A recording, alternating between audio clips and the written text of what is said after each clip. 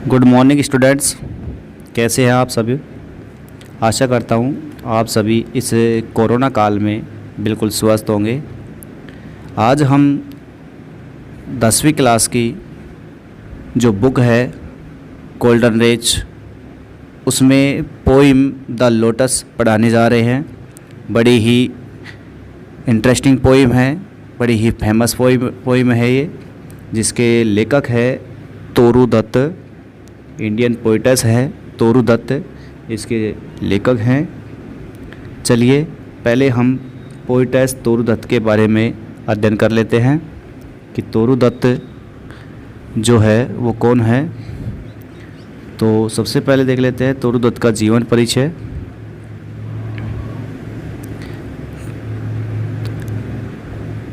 तोरू दत्त का जन्म 4 मार्च 1856 को हुआ तथा इनका देहांत जो है 30 अगस्त 1877 को हो गया। Toru Dutt is a well known poet of India, कि तोरू दत्त जो है भारत की एक प्रसिद्ध कवित्री रही है, जिनका कंट्रीब्यूशन जो है भारतीय इंग्लिश लेखन में बड़ा ही स्मरणीय है। मेमोरेबल मतलब चिरस्मरणीय है। उनके जो फादर थे वो बड़े कलकत्ता के धनी व्यक्ति थे, और उनकी जो माँ थी उनको बड़ा हिंदू रीति रिवाजों में, उनकी जो हिंदू जो गाथाएं हैं उनमें बड़ा ज्ञान था।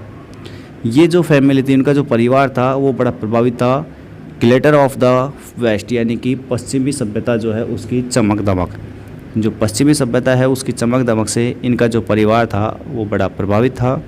और उन्होंने क्या किया, क्रिश्चियनिटी यानी ईसाई धर्म जो है उसको गले लगा लिया। एम्ब्रेस्ड क्रिश्चियनिटी, उन्होंने ईसाई धर्म को गले लगा लिया उनके माता पिता ने। लेकिन तोरू दत्त जो थी उनको बड़ा डीप अट्रैक्शन था। अट्रैक्शन का मतलब लगाव, जुड़ाव था किससे, फॉर द इंडियन एपिक्स, यानी कि भारतीय जो महाकाव्य हैं उनसे, एंड द माइथोलॉजी। माइथोलॉजी का मतलब होता है पौराणिक गाथाएं।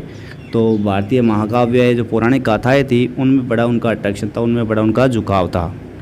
शी रीड द रामायण, उन्होंने रामायण को पढ़ा, महाभारत को पढ़ा, एंड विष्णु पुराण और द विष्णु पुराण को भी उन्होंने पढ़ा था, एंड द भगवत गीता, और भगवत गीता को भी उन्होंने पढ़ा। Her imagination was shaped by these Indian classics, उनकी जो कल्पनाएं थी वो बड़ी, उनकी कल्पनाएं जो थी वाज शेप, उनको आकार दिया गया था किसके द्वारा, बाय द इंडियन क्लासिक्स, यानी कि भारतीय शास्त्रों के द्वारा। Her literature abounds in cultural heritage of India, उनका जो साहित्य था वो घिरा हुआ था किससे, in the cultural heritage of India, यानी कि भारत की सांस्कृतिक विरासत से। उनका जो साहित्य था वो भारत की सांस्कृतिक विरासत से घिरा हुआ था। चलिए ये तो था जीवन परिचय। अब हम बात कर लेते हैं इस कविता के बारे में, अबाउट द पोइम। ये कविता किसके बारे में लिखी हुई है कि द लोटस जो पोइम है, ये कविता है एक स्मॉल सोनेट, एक सोनेट है जिसे 14 पंक्तियों की एक छोटी कविता होती है, उसे हम सोनेट कहते हैं। सोनेट 2 प्रकार का होता है, एक तो पेट्रार्कल सोनेट और दूसरा शेक्सपियरियन सोनेट। दोनों की जो टाइप, दोनों का जो सोनेट है वो थोड़ा डिफरेंस होता है। पेट्रार्कल सोनेट में 14 पंक्तियाँ होती है और शेक्सपियरियन सोनेट में भी 14 पंक्तियाँ होती है। लेकिन पेट्रार्कन जो सोनेट होता है उसमें 8 पंक्तियाँ प्लस 6 पंक्तियाँ, यानी कि जो 14 पंक्तियाँ है वो 8 और 6 के जोड़े में कंबाइन होती हैं। लेकिन जो शेक्सपियरियन सोनेट है उसमें 4-4 के 3 स्टैंजा होते हैं और 2 पंक्तियों का एक कपलेट होता है। तो थोड़ा सा डिफरेंस होता है शेक्सपियरियन सोनेट और पेट्रार्कन सोनेट। ये जो सोनेट है वो पेट्रार्कन सोनेट है। यहाँ पर ऊपर की 8 लाइनें ऑक्टेव कहलाएगी और नीचे की जो 6 लाइनें हैं वो सस्टेट कहलाती है। तो the sonnet is a small poem called sonnet. ये जो लोटस है एक छोटी सी कविता है जिसे सोनेट कहा जाता है। It is a Petrarchan sonnet. ये कौन सा सोनेट है, पेट्रार्कन, क्योंकि आप देखेंगे ऊपर की जो 8 लाइनें हैं, यहाँ से ऊपर की जो 8 लाइनें हैं, first, second, third, fourth, fifth, 5, 6, 7, 8, ये शुरुआत की जो 8 लाइन है ये तो कहलाती है हमारी ऑक्टेव। क्या कहलाती है ये हमारी ऑक्टेव। और नीचे की जो 6 लाइनें हैं यहाँ से लेकर के जो ये 6 लाइनें बचती है, ये 6 लाइनें कहलाती है हमारी सस्टेट। ये 6 लाइनें जो है वो कहलाती है सस्टेट, यानी कि 8 और 6 यानी कि सस्टेट, यानी कि पूरे ये हो जाते हैं 14 पंक्तियाँ। The lotus has been a favourite flower with Indian gods and goddess, कि जो लोटस है यानी कमल का फूल, लोटस का मतलब क्या होता है, कमल का फूल। ये जो लोटस है वो एक पसंदीदा फूल रहा है, चाहे वो भारतीय देवी देवताओं की कोई बात है ना करे, both Lord Vishnu and goddess Lakshmi, दोनों, चाहे वो भगवान विष्णु हो चाहे देवी लक्ष्मी क्यों नहीं हो, लव दिस फ्लावर, इस फूल को बड़ा पसंद करते हैं। In present time many prizes have been named after the lotus. आज के समय की बात करें तो बहुत सारे पुरस्कार ऐसे हैं जो लोटस के नाम से दिए जाते हैं, यानी कमल के फूल के नाम पर वो दिए जाते हैं, जैसे जिसमें नाम है Padma Shri, the Padma Bhushan and the Padma Vibhushan. ये तीनों जो पुरस्कार है जिसमें पद्म शब्द जो आ रहा है उसका तात्पर्य कमल का फूल होता है। तो आज की टाइम पे बात करें तो बहुत सारे पुरस्कार इसके नाम से दिए भी जा रहे हैं। For Toru Dutt the lotus is the most perfect flower regarding the combination of colours and appearance. Toru Dutt के लिए जो कमल का फूल है एक बड़ा सबसे परफेक्ट फ्लावर रहा है, सबसे पूर्ण फूल रहा है, दोनों चीज़ों को मानते हुए, दोनों चीज़ों का इसमें कॉम्बिनेशन है, चाहे वो रंग का हो चाहे वो रूप का हो। The poet describe A dispute among flowers in the manner of A beauty contest. कवि जो है, कवित्री जो है यहाँ पर एक झगड़े का वर्णन करते हैं। डिस्प्यूट का मतलब होता है झगड़ा, कि यहाँ पर क्या होता है कि अमंग द फ्लावर्स, फूलों के बीच में झगड़ा छिड़ जाता है। बहुत सारे फूल है जिसमें रोज़ भी है, लिली भी है, या और भी गेंदे वगैरह बहुत सारे जो फूल है उनके बीच में क्या छिड़ जाता है, झगड़ा। अमंग फ्लावर्स, फूलों के बीच में झगड़ा छिड़ जाता है। डिस्प्यूट का मतलब झगड़ा। In the manner of beauty contest, किस तरीके के रूप में, ब्यूटी कॉन्टेस्ट, कि सबसे सुंदर फूल क्या है, सबसे सुंदर फूल कौन सा है, ब्यूटी कॉन्टेस्ट के तौर पर ये झगड़ा छिड़ जाता है। बहुत सारे फूल है उनमें आपस में झगड़ा होने लग जाता है। The rose and the lily are rivals to get the status of the best flower. Lily और रोज़ दोनों, ये दोनों के दोनों आर रिवाइल्स, प्रतिद्वंदी है। रिवाइल्स का मतलब क्या होता है, प्रतिद्वंदी, प्रतिद्वंदी, यानी कि एक तरीके से कॉम्पिटिटर, क्या कह सकते हैं इसको, कॉम्पिटिटर। दोनों लिली और रोज़ दोनों क्या रहे हैं, प्रतिद्वंदी रहे हैं। किस चीज़ के लिए, कि सबसे पसंदीदा फूल का खिताब मेरा है, आपस में झगड़ा लगड़ते रहे हैं। बट लेकिन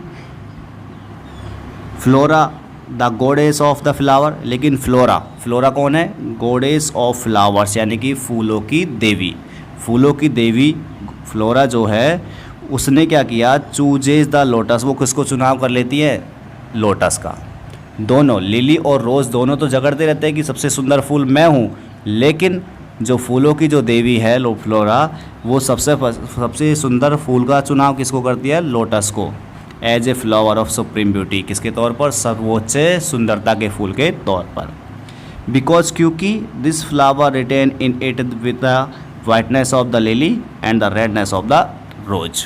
क्यों करती है इसका चुनाव, क्योंकि क्या होता है कि लोटस जो है, कमल का फूल जो है, उसमें दोनों लिली की जैसे सफ़ेदपन, whiteness of the lily and the redness of the rose है, यानी कि गुलाब के जैसा लालिमा भी उसी में होती है और लिली की जैसी सफ़ेदपन भी उसी में बना हुआ है। इसीलिए यहाँ पर जो फूलों की देवी है वो लोटस का चुनाव कर लेते हैं, क्योंकि उसमें दोनों लिली का भी और रोज का भी, दोनों फूलों का मिश्रण होता है।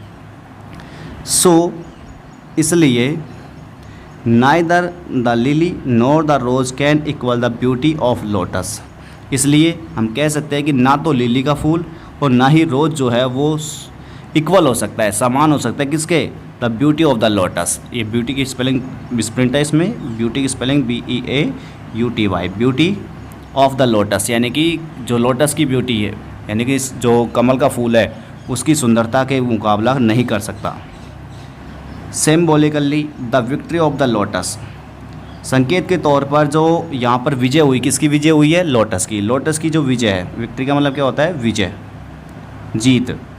तो विजय जो हुई है यहाँ पर लोटस की, ये एक सिंबकली मतलब होता है प्रतीक के तौर पर, प्रतीक के तौर पर हम कह सकते हैं कि जो लोटस की जो विजय हुई, ये विक्ट्री हुई है, जीत हुई है किसकी? ऑफ द इंडियन कल्चर, इस भारतीय संस्कृति की। क्या हम ये मान सकते हैं कि भारतीय संस्कृति की यहाँ पर जीत हुई?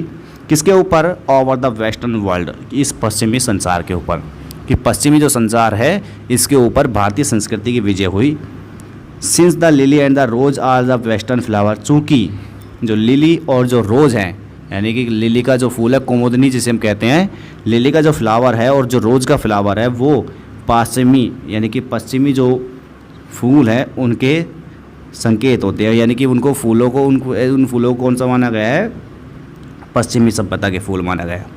तो शुरू करते हैं हम आपकी हमारी पोइम द लोटस, कमल का फूल। इसे शुरू करते हैं हम। जो हमारे थर्ड पोइम है, love came to Flora asking for a flower. Love का मतलब है प्रेम का देवता। ध्यान रखना यहाँ पर लव का मतलब क्या है? प्रेम का देवता। केम टू फ्लोरा, किसके पास में आया? फ्लोरा के पास में। फ्लोरा कौन है? फूलों की देवी। तो लव केम टू फ्लोरा, प्रेम का देवता फूलों की देवी के पास में आया। आस्किंग फॉर ए फ्लावर, एक ऐसे फूल की मांग करते हुए। आस्क का मतलब क्या है यहाँ पर? मांगना। तो प्रेम का देवता फूलों की रानी के पास में, फूलों की देवी के पास में आया एक ऐसे फूल की मांग करते हुए। That would of flowers be undisputed queen, जिसे अनडिस्प्यूट का मतलब होता है बिना किसी झगड़े के, या कह सकते हैं निसंदेह, यानी कि जिसमें किसी को संदेह नहीं हो, जिसे क्या कहा जा सकते? क्वीन का मतलब रानी। तो प्रेम का देवता फूलों की देवी के पास में आया और उसने एक ऐसे फूल की मांग की जिसे निसंदेह रूप से फूलों की रानी कहा जा सके। अनडिस्प्यूटेड का मतलब बिना किसी झगड़े के। ठीक है, ऊपर की दो लाइनों का मतलब क्या निकल के आया कि लव केम टू फ्लोरा, प्रेम का देवता फूलों की देवी के पास में आया। आस्किंग फॉर ए फ्लावर, उसने एक ऐसे फूल की मांग की। That would of flowers be undisputed queen, जिसे निसंदेह रूप से बिना किसी झगड़े के क्या कहा जा सके? अनडिस्प्यूटेड क्वीन, यानी कि बिना किसी झगड़े के फूलों की रानी कहा जा सके। एक ऐसे फूल की मांग की उसने आते ही। अब आगे क्या होता है? The lily and the rose long long had been rivals for that high honour. The lily and the rose, दो फूलों की बात की जा रही है यहाँ पर। कौन कौन से फूल है? एक तो लिली है और एक रोज है। तो लिली और जो रोज है दोनों वो काफ़ी लंबे समय से, लॉन्ग यानी काफ़ी लंबे समय से, हैड बीन रिवाइल्स, क्या रहे हैं? वो रिवाइल्स रहे हैं। रिवाइल्स का मतलब कॉम्पिटिटर रहे हैं। कॉम्पिटिटर को बोलते हैं हम प्रतिद्वंदी रहे हैं, आपस में लड़ते रहे हैं। तो लिली और रोज़ दो है, गुलाब का फूल जो है ये बहुत लंबे समय से क्या रहे हैं? कॉम्पिटिटर, यानी कि प्रतिद्वंदी रहे हैं। किसके लिए? To get for that high honour, उस उच्च सम्मान को प्राप्त करने के लिए। कौन सा उच्च सम्मान है? सबसे सुंदर फूल का जो सम्मान है, उस सम्मान को प्राप्त करने के लिए जो लिली और जो रोज़ है वो लंबे समय से प्रतिद्वंदी रहे हैं। आगे बढ़ते हैं। बर्ड ऑफ पावर हैड संग देयर क्लेम्स। बर्ड्स का मतलब है यहाँ पर कवि। बर्ड्स का मतलब क्या है? कवि। BARDS, बर्ड्स का मतलब क्या है? कवि। बहुत सारे कवि है। और पावर का मतलब है यहाँ पर प्रसिद्ध से। पावर का मतलब क्या है? प्रसिद्ध। कि बहुत सारे जो प्रसिद्ध कवि है, बर्ड्स ऑफ पावर का मतलब प्रसिद्ध कवियों ने हैड संग देयर क्लेम्स। संग का मतलब होता है गाना। संग, सिंग की थर्ड फॉर्म में संग सिंग का मतलब होता है गाना, यानी कि उन्होंने गाए है या कही है। देयर क्लेम का मतलब होता है दावे। तो क्या होता है देखो कि हमने बताया कि जो गुलाब का फूल है यानी कि रोज़ और जो लिली है वो काफ़ी लंबे समय से सर्वोच्च फूल का जो खिताब है उसको प्राप्त करने के लिए लड़ते रहे हैं। और कुछ जो कवि है वो तो ये कहते हैं कि लिली ज़्यादा सुंदर है, और कुछ जो कवि है वो ये कहते हैं कि गुलाब ज़्यादा सुंदर है। इसलिए बहुत सारे जो प्रसिद्ध कवि हैं उन्होंने अपने अपने पसंदीदा फूल को, अपने पसंदीदा फूल के दावे को मजबूत करने के लिए उनकी प्रशंसाएं अपनी कविताओं में की है। यानी कुछ कवि तो ये कहते हैं कि लिली ज़्यादा सुंदर है, कुछ कवि ये कहते हैं कि रोज़ ज़्यादा सुंदर है। तो जैसे कुछ कवियों ने तो अपने पसंदीदा फूल लिली को अपनी कविताओं में जगह दे दी, और कुछ कवि ऐसे हैं जिन्होंने अपने पसंदीदा फूल रोज़ जो है उसको अपनी कविताओं में जगह दे दी। तो इस प्रकार से उन दोनों के क्लेम का मतलब उन दोनों के दावे को मजबूत करने के लिए बहुत सारे कवियों ने अपने अपने पसंदीदा फूल की प्रशंसा की है। कुछ कवि क्या कहते हैं, the rose can never tower like the pale lily with her Juno mien. अब देखिए मैंने क्या बताया अभी थोड़ी देर में कि कुछ कवि तो कहते हैं कि लिली ज़्यादा बेटर है, कुछ कवि कहते हैं कि रोज़ ज़्यादा बेटर है। तो इसमें देखो यहाँ पर इन्वर्टेड कॉमा से स्टार्ट किया, यानी कि किसी कवि की बात है। तो कवि क्या कहते हैं कि the rose can never tower like the pale lily with her Juno mien. तो कुछ कवि कहते हैं कि जो गुलाब का फूल है, कैन नेवर टावर, टावर का मतलब होता है सीधा खड़ा होना, टावर का मतलब क्या होता है, सीधा खड़ा होना। कुछ कवि तो ये कहते हैं कि जो रोज़ है, गुलाब का फूल जो है वो कभी भी सीधा खड़ा नहीं हो सकता। नेवर का मतलब कभी नहीं, कि रोज़ जो है गुलाब का फूल जो है वो कभी भी सीधा खड़ा नहीं रह सकता। किसकी तरह, लाइक द पेल लिली, पीले या कह सकते हैं जो कमज़ोर लिली है उसकी तरह वो सीधा खड़ा भी नहीं रह सकता। कुछ कवि कहते हैं कि जो गुलाब का फूल है यानी कि रोज़ जो है वो लिली की तरह सीधा खड़ा नहीं रह सकता। और जो लिली है वो कैसी है, विद हर जूनो मैन, जो जूनो मैन कौन है, बरसात का जो देवता है जो जुपिटर, उसकी पत्नी जूनो मैन की तरह सुंदर है। यहाँ पर लिली की तुलना किससे की जा रही है, जूनो मैन से। जूनो मैन कौन है, बरसात का देवता जो जुपिटर है उसकी धर्मपत्नी, इसमें दिया भी है। देखो जूनो मैन कौन है, यहाँ पर ये लिखा हुआ है जूनो मैन कि a person appearance look Juno man standing straight with confidence like the goddess Juno. तो ये कौन है, बरसात के देवता जुपिटर की धर्मपत्नी जूनो मैन है, उसके समान सुंदर बताया गया है किसको, लिली को। तो कुछ कवि क्या कहते हैं, कुछ कवि कहते हैं कि जो गुलाब का फूल है वो कभी भी सीधा खड़ा नहीं रह सकता। किसकी तरह, जूनो मैन की तरह। जूनो मैन की तरह मतलब पीली लिली की तरह। तो पीले लिली की तरह कभी भी रोज़ का जो गुलाब का फूल जो है वो सीधा खड़ा नहीं रह सकता, जो कैसा है, जूनो मैन के समान सुंदर है। यानी कि यहाँ पर लिली और जूनो मैन को आपस में एक जैसा बताया गया कि जो लिली है वो ज़्यादा सुंदर है, किससे, गुलाब के फूल से, वो सीधा खड़ा रह सकता है। ठीक है, चलो एक बार फिर से रिवाइज कर देते हैं इसको यहाँ से। तो कुछ कवि कहते हैं कि the rose can never tower, कि जो गुलाब का फूल है वो सीधा खड़ा नहीं रह सकता, लाइक द पेल लिली, किसकी तरह, पेल लिली यानी पीले लिली की तरह, विद हर जूनो मैन, जो कैसा है, जूनो मैन के समान सुंदर है। पीला लिली जो है वो जूनो मैन के समान सुंदर है, उसकी तरह गुलाब का फूल सीधा खड़ा नहीं रह सकता। लेकिन क्या होता है, कुछ कवि कहते हैं कि but is the lily lovelier, लेकिन कुछ कवि कहते हैं कि जो गुलाब का फूल है वो लिली के बजाय ज़्यादा सुंदर है। आ गई वही बात, कुछ कवि तो कहते हैं कि गुलाब का फूल ज़्यादा सुंदर है, कुछ कवि कहते हैं लिली ज़्यादा सुंदर है। तो पहले तो क्या बताया कि जो लिली है वो, जो गुलाब का फूल है वो सीधा खड़ा नहीं रह सकता लिली की तरह, लिली कैसा है, जूनो मैन के समान सुंदर है। लेकिन कुछ कवियों ने क्या कह दिया कि जो गुलाब का फूल है रोज़ जो है वो लिली के बजाय ज़्यादा सुंदर है। थस इस प्रकार से बिटवीन फ्लावर फैक्शंस,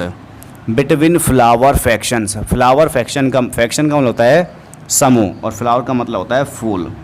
इस प्रकार से फूलों का जो समूह है, फ्लावर फैक्शन का मतलब क्या हो गया, फूलों का समूह। इस प्रकार जो फ्लावर फैक्शंस है यानी कि फूलों का जो समूह है, फूलों का जो गुट है, उनके बीच में रैंग का मतलब होता है छिड़ गया।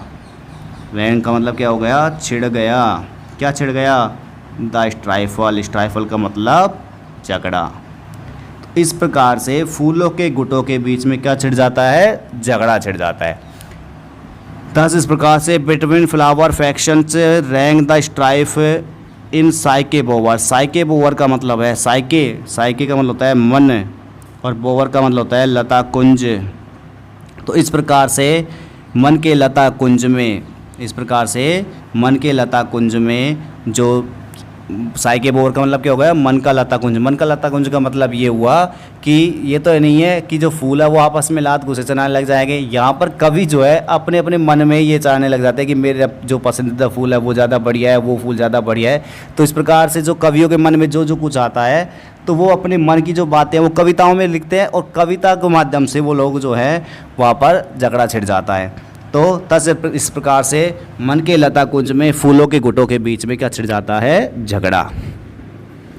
अब इसके बाद में give me a flower delicious as the rose and stately as the lily in her pride है। अब यहाँ पर जो लव है, प्रेम का देवता जो है फूलों की देवी के पास में आया, उसने कहा है ना कि सबसे पसंदीदा फूल को चुनाव करने के लिए बोला है। तो अब क्या होता है कि जो प्रेम का देवता है वो इससे कहता है, लव कहता है, प्रेम का देवता कहता है किससे, फूलों की देवी से, कि गिव मी ए फ्लावर, कि मुझे एक ऐसा फूल दे दो, डिलीशियस एज द रोज, जो बिल्कुल डिलीशियस हो, एज द रोज किसकी तरह, गुलाब की तरह, and stately as the lily in her pride, और स्टेटली का मतलब सीधा खड़ा रहने वाला हो, किसकी तरह, एज द लिली, किसकी तरह, लिली की तरह, इन हर प्राइड, प्राइड का मतलब गर्व के साथ, प्राइड का मतलब क्या होता है, गर्व।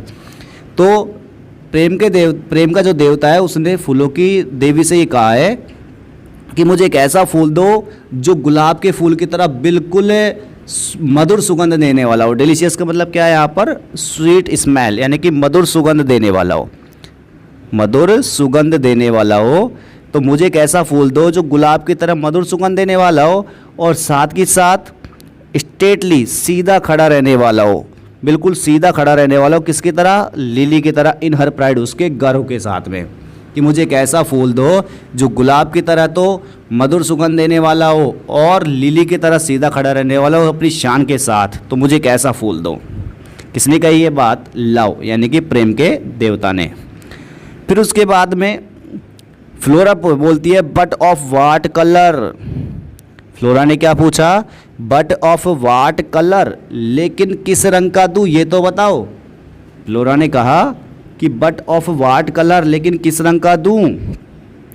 तो फिर उसके बाद प्रेम का देवता बोलता है रोज रेड, कैसा दे दो। पहले तो उसने क्या कहा, रोज रेड, यानी गुलाब के जैसा लाल दे दो।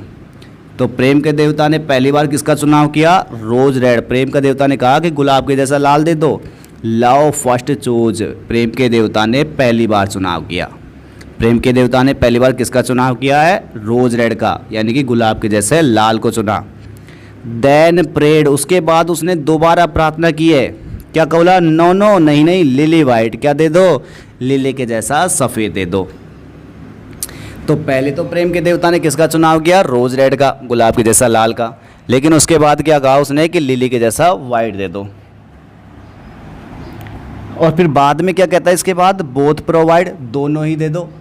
तो देखो तीनों ही बात हो गई। पहले तो उसने रोज रेड चुनाव किया, फिर उसने कहा कि लिली वाइट दे दो, फिर बाद में कहता है बोथ प्रोवाइड, दोनों ही दे दो। And flora gave the lotus, और फिर उसके बाद में फ्लोरा ने उसे क्या दे दिया, लोटस, यानी कि कमल का फूल। मांगा तो उसने ये था कि रोज रेड दे दो या लिली वाइट दे दो या फिर दोनों ही दे दो। और अंत में क्या किया कि जो फ्लोरा थी, फ्लोरा का मतलब फूलों की जो देवी थी, उसने उसे किसको दे दिया, लोटस को। लोटस का मतलब कमल का फूल। कमल का फूल दे दिया गया किसे, किसे दे दिया गया, लव। लव का मतलब प्रेम का देवता, प्रेम के देवता को दे दिया गया लोटस। ठीक है, आगे बढ़ते हैं। जो कैसा था, रोज रेड डाइड, गुलाब के जैसा रंग किया हुआ लाल था वो, रोज रेड डाइड। डाई का मतलब क्या होता है, रंगना। डाई का मतलब क्या होता है, रंगना। जो गुलाब के जैसा लाल रंगा हुआ था। एंड लिली वाइट, और कैसा था वो, लिली के जैसा सफ़ेद। दोनों ही रंग हो गए वो उसमें, लिली के जैसा सफ़ेद और रोज के जैसा लाल था। जिसे क्या कह सकते थे, द क्वीनेस्ट फ्लावर, फूलों की रानी जिसे कहा जा सकता था। दैट ब्लोज, जो वहाँ पर वो खिल रही थी। ब्लो का मतलब क्या होता है, खिलना। वो जो फूल जो था, कमल का फूल, वो वहाँ पर खिल रहा था, जिसे क्या कहा सकता था, फूलों की रानी। तो इस प्रकार से तोरू दत्त की एक जो फेमस पोएम थी द लोटस, वो यहाँ पर समाप्त होती है। बड़ी ही इंटरेस्टिंग पोएम थी द लोटस। इसमें दो सबसे सुंदर फूल का जो खिताब है उसको पाने के लिए झगड़ा हो जाता है लिली और रोज़ के बीच में। और यहाँ पर जब लव है जो प्रेम का देवता फूलों की देवी के पास में उस फूल के लिए मांग करता है जो सबसे सुंदर फूल हो, और अंत में किसे दे दिया जाता है, कमल के फूल को, द लोटस को। इस प्रकार से यह पोएम जो थी हमारी समाप्त हुई। आपको यह पोएम कैसी लगी कमेंट बॉक्स में ज़रूर बताएं।